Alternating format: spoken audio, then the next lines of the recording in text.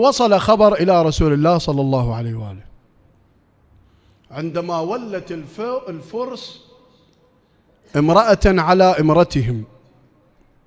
لما وصل الخبر للنبي صلى الله عليه وآله على أن بنت القيصر أو بنت الملك خلينا نقول الفارسي وليت على أمتها، رسول الله قال خبرا،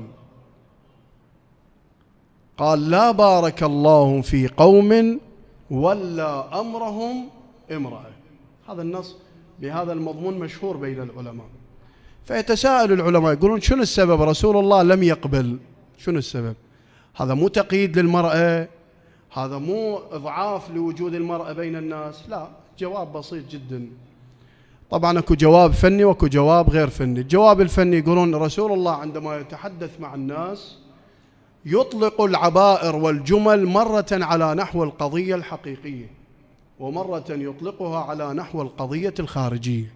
شنو قصدهم؟ إذا قال على نحو القضية الحقيقية يعني دائما أي أمة، أي مجتمع، أي قبيلة، أي حكومة تكون قائد عليهم امرأة، يقول ذول ما مبارك بهم، لا يصلون إلى ما يريدون. هاي يسمونها على نحو القضية الحقيقية. على نحو القضية الخارجية لا، رسول الله لا يعترض على امرة المرأة بشكل عام، وإنما يعترض على تلك الحالة التي وصلت إليه، يتحدث عن حقيقة خارجية أمامه.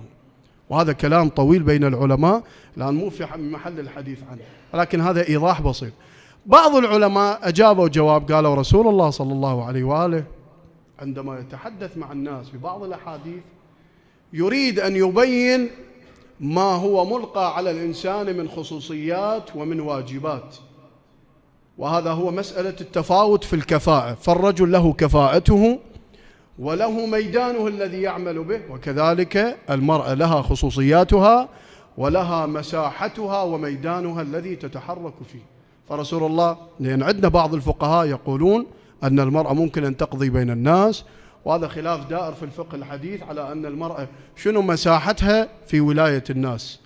مثلا صلاة الجماعة يحق لها مع النساء، هل يحق لها أن تقضي كما قال بعض الفقهاء المعاصرين؟ نعم، يحق لها أن تقضي.